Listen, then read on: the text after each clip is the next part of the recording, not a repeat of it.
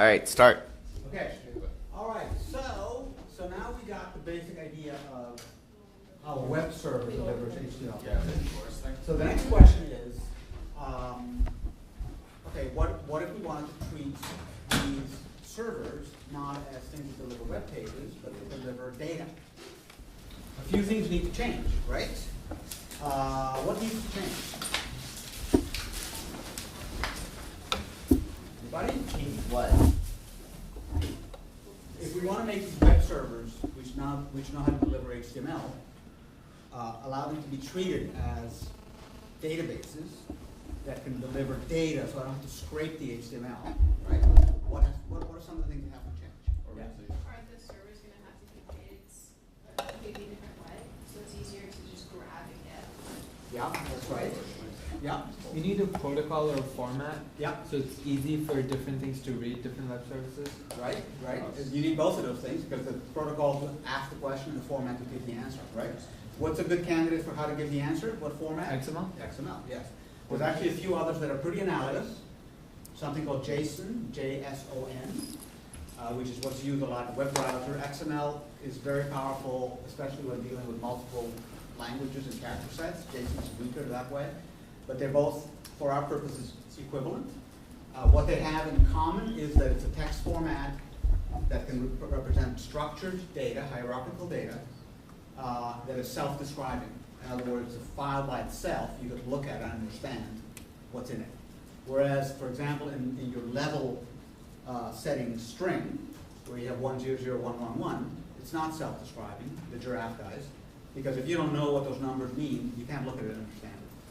So that's where, and that's how people used to do it, you know, before anybody thought of formats like XML. They would just say, well, we'll put the first 10 characters, that's the name, the second 10 characters is the phone number, then the next 3 letters is the area code.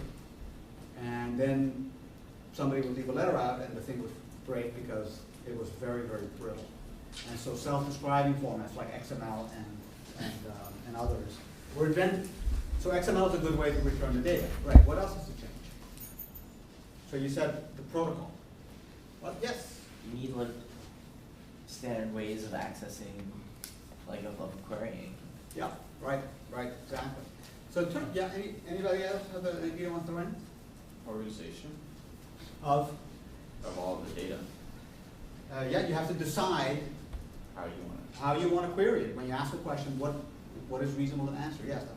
I guess basing off the query things, maybe, I'm not really sure how algorithms work, but somehow implementing different algorithms so it's more efficient when you go search your queries. Right. But what you would like, though, is that, you know, that the database, that the server, rather, which has the database of the flights and the prices and the times, that data is good. We learned how we take that data and change it into HTML by just doing complicated text processing. But now the question is, we want to change it into XML. But obviously, the data is the foundation of both. There's other systems, the back office systems of the airline that are updating and maintaining this database. And what we want to do is leverage it in a new way. We want to use it in a new way. Instead of returning HTML, we want to return XML, right? So you're right, you have to restructure things and rethink things. But at the crux of it is that we want to take advantage of the same database. Just like, for example, if we built the Giraffe Games web service to return and set the levels and all that stuff that we want to do, and it talks to the Android, that's all well and good. It has these databases in the server that describes the scores and so on. Well, what if I want to slap a web page on that server so I can go there with a browser and see the leaderboard? That would be cool. Now I want to access the same database, the same data, but actually generate HTML. So it's the same data, that's the point. Yeah? So say you wanted to, or first of all, you're going to have data going from the server to the device, the Android device. Yeah. Mm-hmm. If you want to have a website, you would open up a different port, right? Like you would open up port 80. No, actually, you have the right idea, but technically no, because both of these queries go over the protocol called HTTP, Okay. which is port 80. Okay. But you do have other information in in the way the protocol request is formatted that'll make the distinction. Then say I had some other data that was coming from that server, Yeah, and it needed to go through a different port. By opening up a different port, would Yeah. that allow it to just be able to also access the server? yeah, you could. I mean, in other words, the server is a computer that has on it a disk, and the database is stored on that disk, Right. right? The port 80 access is touching the program on the server, which knows how to interpret that protocol, talks that language. But that program can also look at the disk and look at the database. So you could have the same database being accessed from things on different ports. Okay. In practice, usually, this is done through the protocol called HTTP, which goes to port 80. But there's still a, there's still a place where it sort of says, well, do I go left or right? And I'll get to that in a second. Yeah. I don't think I really understand what ports are. Okay. You don't need to much. Here's one way to think of it. You have one server. It's a computer, right? It plays many roles. It could talk HTTP. It could talk different things.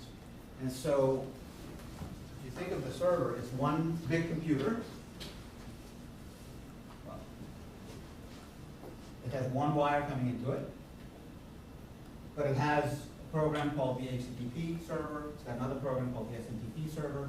It's got these programs. They're all different processes. They're sitting in there waiting. You have one wire coming in.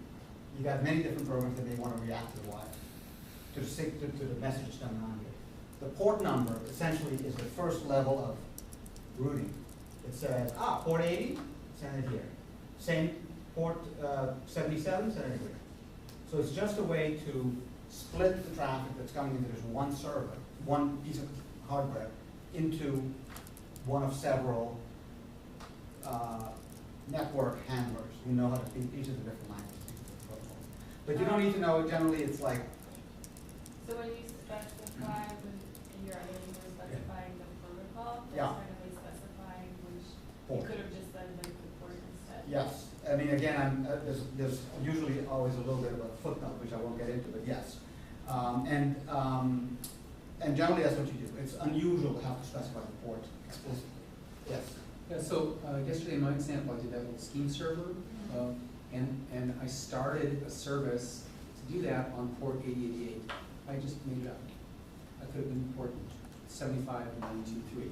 So he just I said, just I'm going to made create a new HTTP server, but I'm going to make this guy talk on 8088. Yeah. So then then the operating system says, oh, okay, somebody is connecting on the internet to that port, and you've registered that service for that port, so we'll send it to HTTP. And of course, if you go to 8088 and you say, I want to talk HTTP, and the thing that's running there doesn't know HTTP, it's going to go, I don't know. Okay. Okay? Yes, How many ports do we have? infinite. No, 65,000. Because you said 75,984, and I was like, wait, you just went over 65,000, so I was curious. No, I did. Okay, it's not infinite. All right, so let's look at some actual web services. So WeatherBug. What if we want to let the user pick a city for the giraffe adventure and show actual weather in that city, right? Maybe Happy Sad wants to try and correlate the emotional status with the weather. You know, you're always sad when it rains. You expand. All right, so let's take a look. Now, many, but not all, web services use something they call an API key. And an API key is just a magic number. In this case, for me, it's A4480722465 that I asked for and they gave me. You asked for that number? Whoa. I didn't ask for that number, I asked for a number. Oh. I said, I'd like to have an API key, please, and they sent me one. Gotta get- Sometimes they say, I'll send you one, but you have to pay. Sometimes they say, I'll send you one for free, but you can only do 100 requests per day. If you want to do more, you have to pay. So an API key is just a way for the guy that's running the server to manage who can access and who can't. API key. API key, to API. unlock the API. API. Who knows what API stands for? by the way? Application. Application. Yes, okay. So, here's some URLs. So I'm gonna pick a simple one, which is by zip code. So I'm gonna click on this link. and it's looking for me for the weather for zip code 20874. And it's now talking to the server called api.wxbug.next, and the server answers. Now, it's for German time. Now, you're looking at this, and if you're clever, you're saying that does not look like XML, it looks like HTML, Yeah, it does. right? So let's go see actually what's in there. Let me just do it. Instead of this, I'm going to do a view source here. Indeed, this is HTML. So that doesn't make any sense, right? So let's go back and do it again. And this time, 404. say what? Yeah, that was the 404. This time I'm going to type it, I'm going to grab it again, but I'm going to do copy link. I'm going to go to my Firefox, where I have this plugin called REST Client, okay? Where I will type in the URL from before. What's the zip code here? So 2453. And notice I just modified the URL. I hit enter. And now I'm getting it as XML. So, so you can see here, I don't know if it's a little bigger. No. Oh, wait. Can I resize this little thing? I guess So how did they parse that into XML? It's just, How do they what? if they had like two different files on that Which two? You mean this one and which is the other one? HTML. Yeah. So, How did it happen? yeah. What happened was that the server looked at header information in the request Mhm. and noticed that the request was being issued by a web browser Oh. and decided to give back HTML. Okay? So you have, So, I mean, so that they're clever. yeah, Other sites will just return the XML. okay. But here's the result of XML. And you see it's, as I was saying before, it's self-describing. I mean, I can look at this and read it. But I could also write a program to reliably parse it without any trouble. And it's all in here. And so I can find out the time of the reading, the direction of the gust, humidity, the light, when the, whatever this means, you have to look on their site. That's another thing. And I'll show you the Amazon stuff. It's murderously complex. This is complex data structures. You have to go back to the particular vendor or person offering it to find out what exactly each of these things mean. The semantics of this data is totally determined by web development. Okay? But I now have a much better chance at displaying the weather where the giraffe is running than I would if I tried to screen scrape that weather site. It would be next to impossible. Now I could just parse, I could just actually, in Java, there's just a call, turns it into a big object with instance variables. You can just access them very, very easily, and I'll show that tomorrow. Okay? Quick question. Yes. Is this inefficient XML writing? Inefficient, define inefficient. AWS is printed everywhere. Oh, yeah. It is inefficient at some level, but there's no absolute inefficiency answer. I mean, there's no absolute way to measure it. But would it have been smarter to just make everything within an AWS tag rather than putting AWS in Yeah, front of it's a it? trade-off. It's a trade-off having to do with how robust this format is as the site decides to add or delete variables, how robust it is against different kinds of parsers, how easy it is to validate whether it's correct.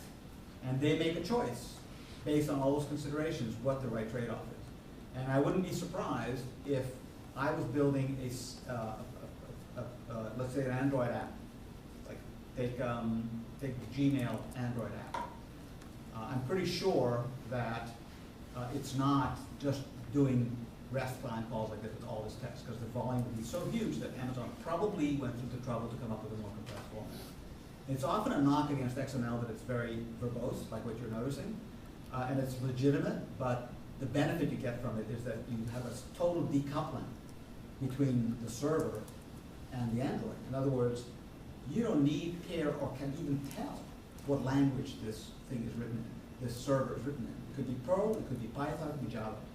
And that's a very, very powerful thing. By the same token, the server doesn't need to know that it's an Android calling it, or an iPhone, or anything else. That's a very powerful thing. And so that decoupling is worth a lot. And the price of that decoupling is a little bit more velocity. Okay? Okay, let's look at another one. So that was the weather one. Let's look at, this one, I asked, this is funny, I asked for an API to best schools, they haven't given it to me. They're asking me questions about what I want to do with it, what my future plans are. So, but I found another one called Archive, or whatever you pronounce it. This is a database of articles, of scholarly articles and other kinds of articles, and they have an API. So maybe you wanted to analyze, maybe the giraffe's doing research, I don't know. But here's the API, I'm gonna click on this, and I have a URL that I was trying to actually offer Vicky, but that didn't produce the right thing, so I wanted to go all Brandeis instead, that works better. Now here you have the same effect.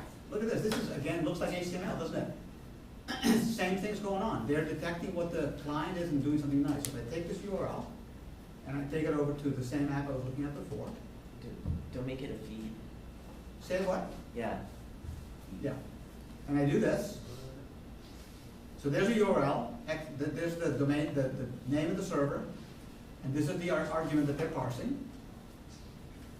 And the first part says, this is an API URL, and by the way, this is a query to the API, and by the way, there's only one parameter to this query, which is the string all::Brandeis. And so you can imagine on the server, something's parsing this thing and deciding, they're asking for all articles that mention Brandeis somewhere in there. And they're going to answer that query with a bunch of XML. And here's the response body. Why can't I make this thing bigger? It's very annoying. Oh, wait, here we go. No? No.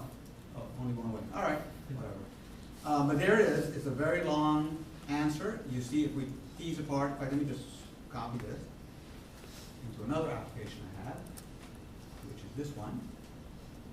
Oh, I already have an example. Can I make it bigger? But basically, let's tease this apart. Oops, let me just resize this so you can see it. Okay. So we see here's the structure of the XML. So it's one feed object, or one tag for feed. The tag contains contains a title, which is the query. So I can find out what the query was. It has an ID, which again is the query. It has an indication of when it was last updated. And then it has 1, 2, 3, 4, 5, whatever, 10 entries that are the result of this.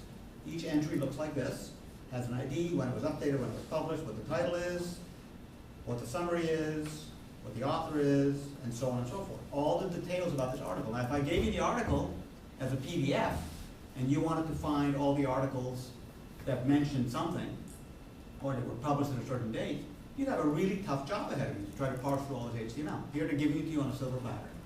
So now the archive website, which is primarily, if you look at it, a regular old website for doing searches, looks like this. You know, good luck if I wanted to find everything that was published this month. And I wanted to return that on a little device, on a little Android. Good luck. But with this API, I have a chance of doing it. Could you re-switch the colors, please? Sure. Much nicer. Yeah. Yes, I see two hands. Go ahead. Sorry. The question was, when they give you an API, Yeah. what exactly are they giving you? Okay. They're giving you a URL to call, often an API key, and a specification that says what it means. So the specification is basically like, this is the code it's like a manual. Yeah, but it's not code. I'll show you what it looks like. I just searched for it this way.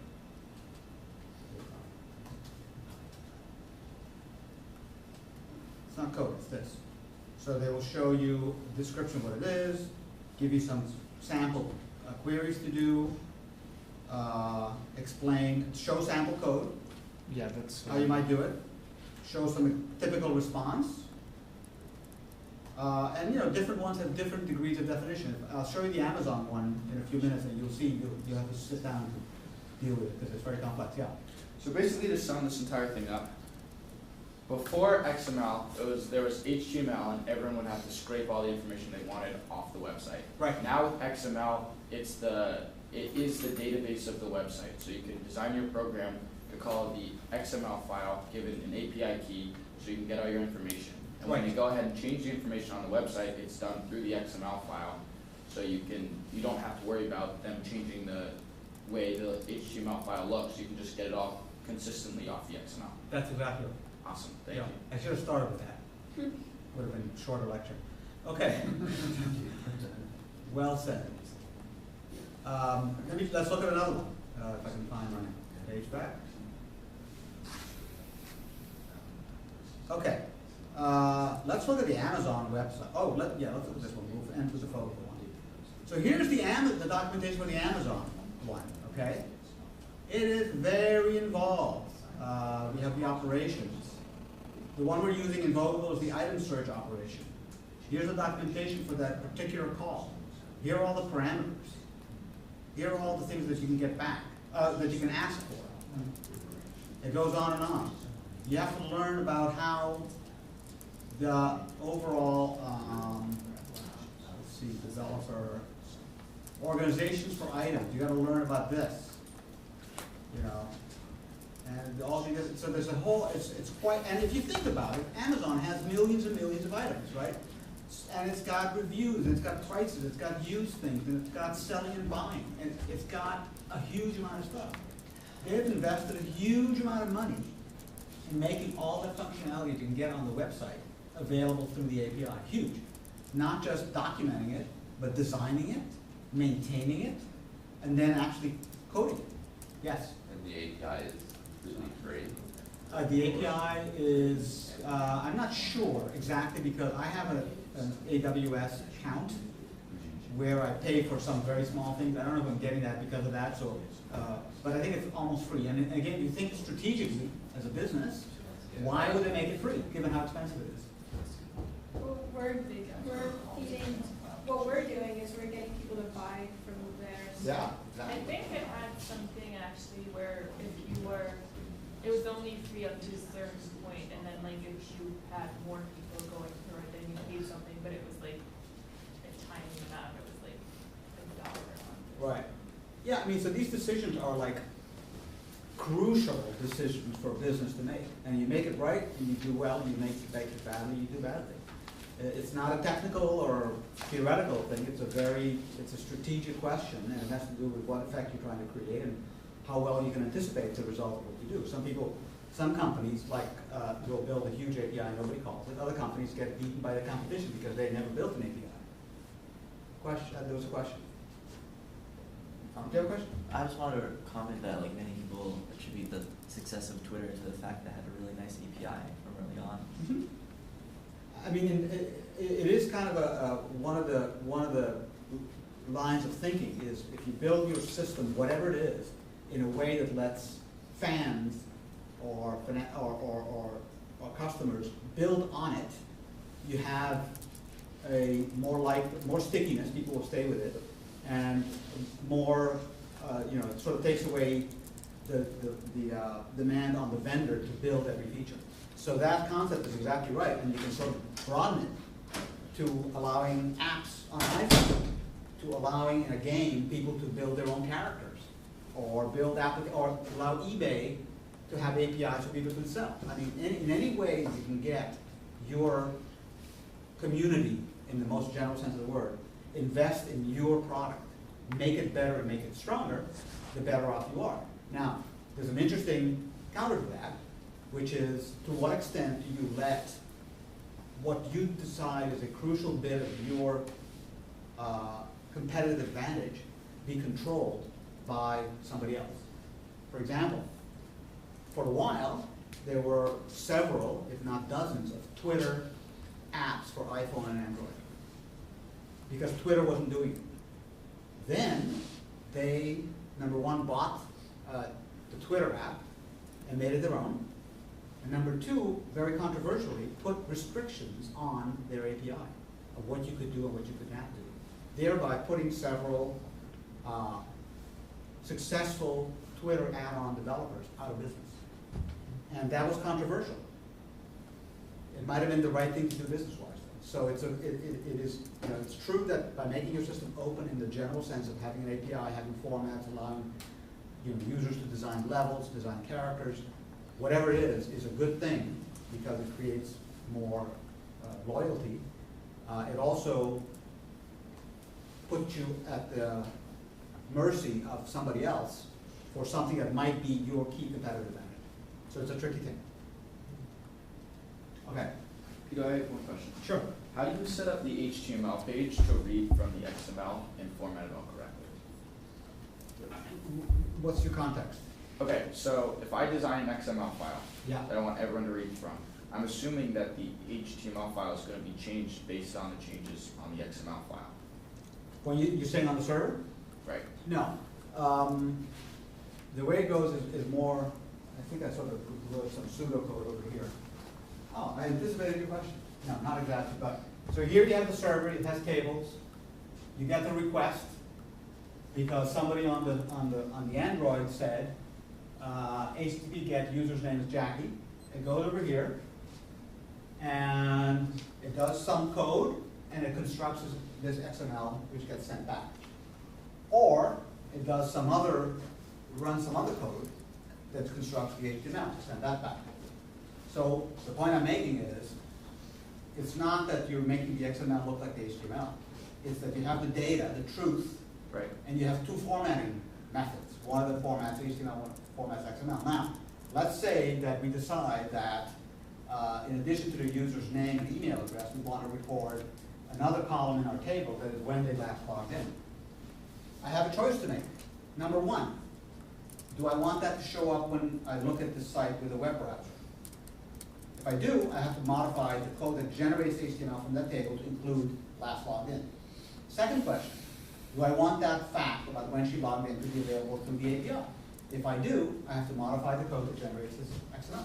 Okay, so just to clear things up for me, so the server is saving all the data. Yeah. And then when you call the API, it creates an XML file that goes to the application. Yes. Versus a web browser which would call the server and it would create an HTML file. Exactly. Awesome. On the Thank fly. you. Okay. Just going on to the extent of what servers do for you. Yeah. I'll give you two options and tell me which one's more close to reality. Yeah. One idea that comes to my mind is the user tells the server, I need so-and-so information, and the people who are running the server already have that table in place, and the user just gives it the root keys and the Yeah. server picks up the values and gives them back. Yeah. Another option that comes to mind is the server can take instructions and manipulate data according to that, those instructions, Yeah. and then give you out that manipulated version. Both are true. Both are equally important.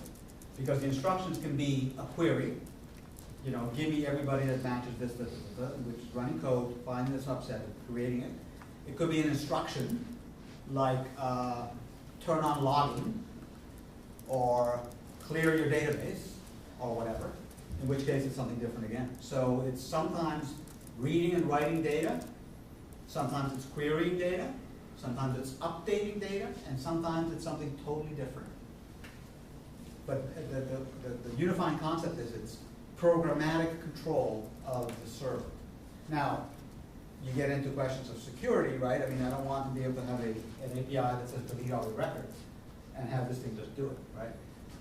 On the Vogable site that we have a little bit working,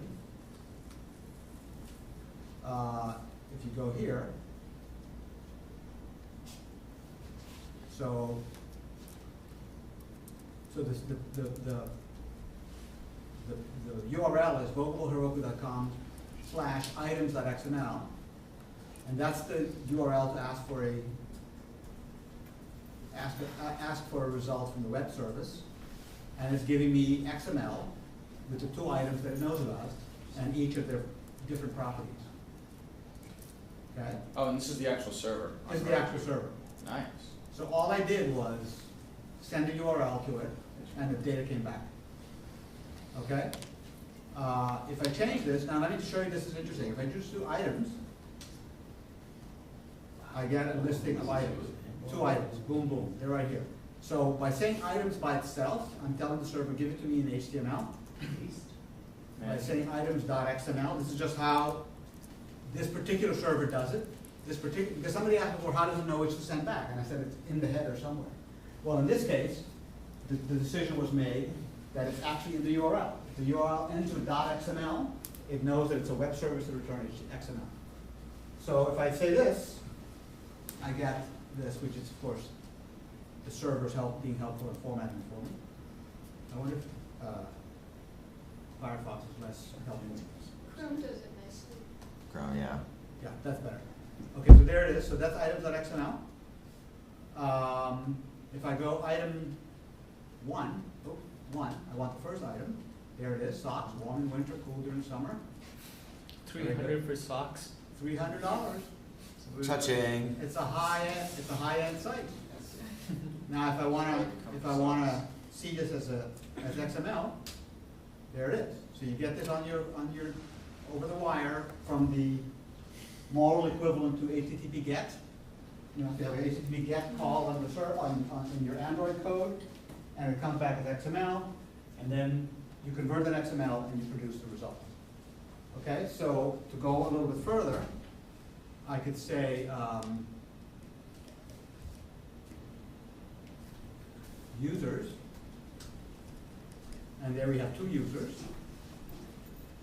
And so now this is just a web page, because the web server knows, oh, didn't say .xml, he just wants HTML. If I instruct the website that I want treated as a web service, I just put .xml here, and there it is at XML. Okay? So it's the same exact data. Now you can sort of see it, because it's very simple. The same exact data being rendered either as HTML or as XML. This is much more usable by code. Excellent. Yeah. And you also mentioned JSON. Yeah, Can you just configure your server to also create JSON files? absolutely. In fact, I wonder if this will just do it. It would be hilarious. We used JSON yesterday with Google Translate. No, it doesn't know JSON. What is JSON again? It's another format that is, it has more curly brackets and stuff. It's simpler to read, simpler to write, a little bit less robust, but it's very commonly used in web browser applications. The J in Ajax. Anybody heard the term Ajax? Yeah. Yeah. Well, the J is asynchronous. Well, it may be JSON, I forget. But anyways. JavaScript, JavaScript. object notation. Right. So the J in Ajax is actually JavaScript, so it is the same J. Yeah. Because JSON stands for JavaScript object notation. They both, XML and JavaScript and JSON are doing the same job, which is self-describing hierarchical data. That's it. There was another question flying around. Are you gonna teach us how to use Heroku? Yes. I'm gonna show you how to use Heroku, and it'll be up to you whether you learn it. Because it's gonna be a lot. We're gonna cover it very fast.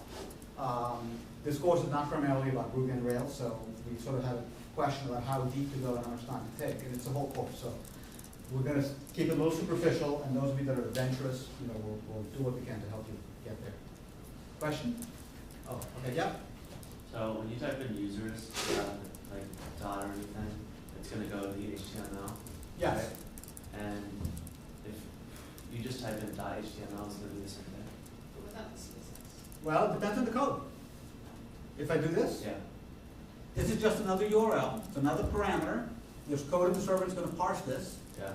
Depends on what it decides that means. I don't know offhand. I think it's going to fail, but I was wrong. You were right. It worked. Interesting. Okay. All right. So we're doing okay on time. I'll just. We have lunch at noon. Was it 12:30 that she said to show She up? said between 12 and 12:30. Yeah. So I'll be done in 5 minutes. Would it be, so if it was like Rails or Python or some PHP Yeah. or something like that, Yeah. would you correspondingly, if it was able to read that, would you just do dot Python or something like that? No, Python is not in the same semantic category as Okay. JSON and XML. JSON and XML are not programming languages; it's simple data format. They're, you know, Right, no, but HTML, HTML is not a programming language either. But I mean, neither here nor there. It's not typical to return Python or Ruby or something like that in this way, because a browser doesn't expect to get executable code other than JavaScript. And you know, so but you could theoretically you could, but it's not really done. all right. Any other question? Okay. I mean, this is just going to flow into tomorrow, so but we'll see how far we get.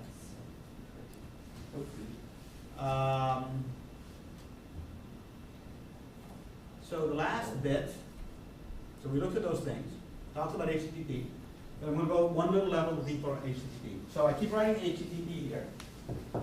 The three things that were defined by Tim, not you, Berners-Lee, were HTML, HTTP, and URIs, what we call URLs or URIs. So HTTP is, again, a very simple protocol, text-based. We said it talks over port 80 by default.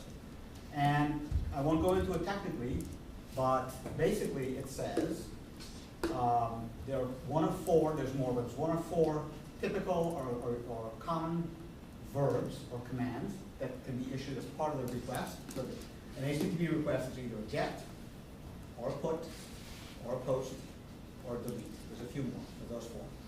So that's item one to think about. Item two to think about is that an HTTP request always is sent to a certain URI, technically, but the thing we've been talking about. And number three is that it expects a response. And the response has, again, certain characteristics about data types and so on and so forth. But it's actually quite simple. But what I want to focus on is these four verbs. So there is a concept which you will read about in tomorrow's homework, which is called REST, which stands for Representational State Transfer, which is not a very helpful term. But essentially what it says, and in a way, all I've been describing you about APIs was oriented around REST. What it says is that conceptually, we want the URI, wherever we have one sitting around here, to be the address of a resource, of a thing that the server has, a thing, okay? And the thing in this case is Peter's first blog post. It's conceptual, but it's an address of this thing, okay? Furthermore, that if possible, and often this is true, that you can think of, if you work from the right up, that it's a path through a tree-shaped catalog of things, a hierarchy. That doesn't mean that on the server there's actually a hierarchy stored. It's stored in databases. But the space that it's trying to describe with this, the namespace it's trying to describe with this URL is hierarchical. So in a way, conceptually in REST, the notion of the resource actually is a resource called no I don't really have, stored in a container called 05, which is stored in a container called 2003, which is stored at the server. Okay? So the URI corresponds to a thing. That's when they talk about and the thing that gets, and the thing is this blog post. Now, when I say get, remember there's four verbs on HTTP. Get is the one we've been talking about, it's the most common one. I'm telling the server, give me a representation of that thing. What is a representation of this thing? Well, in the header of the get, it's going to say what format it wants, or something in the URL. Give me a representation of this blog post. And the blog post is an abstract thing. That's why I say a thing. But you can represent it in different ways. You can represent it on the screen, you can represent it as HTML, you can represent it as XML. And the server sends that representation back. That's the get. Okay? The second verb is the put. The put verb says, here's a block of data, it is a representation of a thing, and I want you to store it as the new value for this resource. So that's the other way around. I want to take a new value for Peter's post, because I want to update the server, and I want to put it. So I'm going to take this value of Peter's post, let's say it's XML, but it's a representation, and I'm going to send it over HTTP, but this time it's a post request, a put request. So instead of asking for it back in HTML or asking back in XML, I'm doing something different. I'm saying, here's a new value for it. That's how, when I update data from a website through the web browser with a form, that's how the web browser can tell the server it's got a new value. I'm updating this. Now, of course, there's access control that permitted or not permitted, but when it's permitted, That's how it works. It's a put. Yes?